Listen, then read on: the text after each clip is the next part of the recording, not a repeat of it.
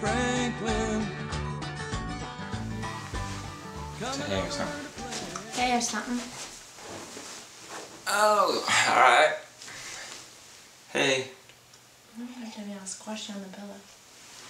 Because I've always hated pillows on couches. Oh, hey everybody. Welcome to Studio A Blogography. If you haven't noticed already, we have a new website. And a new logo. Yeah. His name is Franklin. We commissioned our good friend Josh Lafayette to design us a new logo that's a little more elegant and fun. Represents our identity a little better as Studio A. Josh couldn't be here because he's in Italy. Say hey, Josh. Oh, hello. Thanks for having me today. Hey. And since he doesn't have good bandwidth over there, we couldn't do a live interview, so we decided to do a pre-recorded one. So, yeah, Josh, why don't you tell us a little bit about yourself? Well, my name is Josh Lafayette. I'm 24 years old. I have a degree in graphic design. I'm married. I love graphic design, and I love music. I like listening to music and creating music. And I'm a fun-loving guy. I like hanging out with friends. All right. Question number 1. No.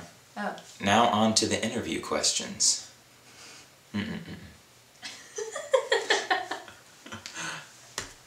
On to the questions. Tell us about Franklin. Well, Franklin, as you said earlier, is your logo. I think he represents you guys very well. I think he's memorable, and I think he's elegant enough not to demand attention. He's very polite, and he's fun to be around. He's a cool guy. I'd share a pint with him next time I see him. Can you walk us through your design process?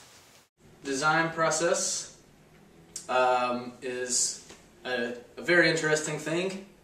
I start off talking with a client, in this case that's you, and talk about how you want to present yourself to your clients or your fan base, you know, or whoever I'm working for.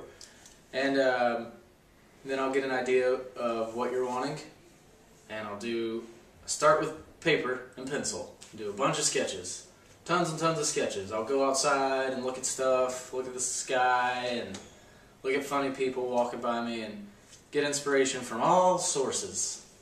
And I'll do a bunch of sketches, and then I'll pick out the best sketches, and I'll get a new sheet of paper and make those sketches better and tighten them up.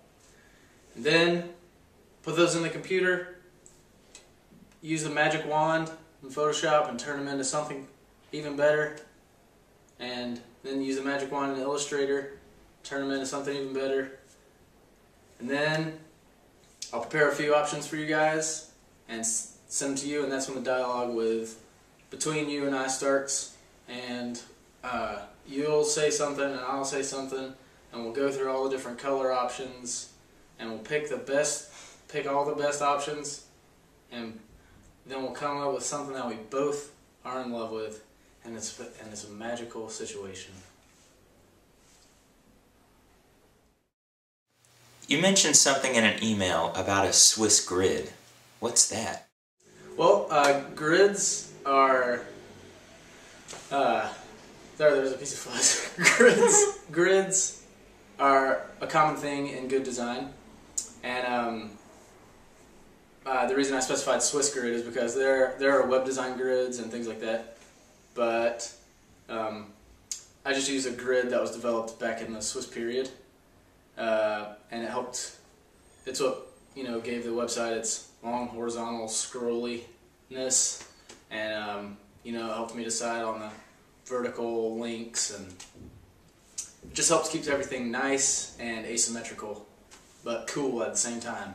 I love grids. Quote me on that. Let's talk about fonts. Don't get me started on fonts. Personally, I call them typefaces, but it doesn't really matter unless you're trying to be pretentious. But I think they're very important. A good typeface is very beautiful, and you know, it's an art form like any other art form, and it helps things stay legible and readable at the same time. And a typeface sets you apart from your contemporaries in the same way that a logo or a mark does. Though people might not realize it, it's just as recognizable as a logo. How about that? I didn't use a typeface in your logo. I don't think it's necessarily important to always have a typeface featured in the logo, but it's always important to choose a typeface that complements your logo and that will appear well on, you know, official documents and things like that. And that's cool. It's cool like that. Excuse me. What was the most obnoxious thing about the designing process? Say it again, I was looking down. What was the most obnoxious thing about the design process? Well, the most obnoxious thing in your case was coding the website. Coding is not fun. Designing is fun. Coding isn't, for me, personally. And some people out there might be watching this video thinking, hey, I'll get that old Johnny Lafayette boy to code my website. Well, first of all, it's Josh Lafayette. And secondly, I'll only code your website if you give me $100,000, or I'll code a website for you if you have a picture of me and you together from before 1993, and I have my arm around you in the picture. That's it. One of those two things. Or if you let me sleep on your couch for a while and save on rent, then I'll design your website. But final answer. The most obnoxious thing about the design process was coding. What is your favorite part about the website? My favorite part of the website is how it's clean. There are no distractions. I feel like so many websites, I'm not going to name any names, but let's just say M space or F book. Websites, like all these new websites that are coming out, are so busy, and there's just so much stuff everywhere. And your website is clean. You got the locations you want to go and the pictures you want to look at, and a link to my website. My favorite part about your website is that there's a link to my website.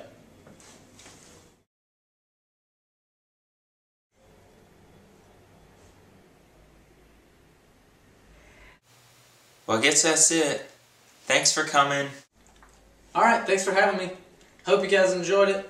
And Studio A Photo, check out the new website. Check out the new digs. JoshLafayette.com. We hope you like Franklin. Leave some comments. We'll see you later. Bye. Okay, bye. Hey, it's Franklin, coming over to play, growing a little every day. Here he comes with all his friends. They've got stories, got time to spend.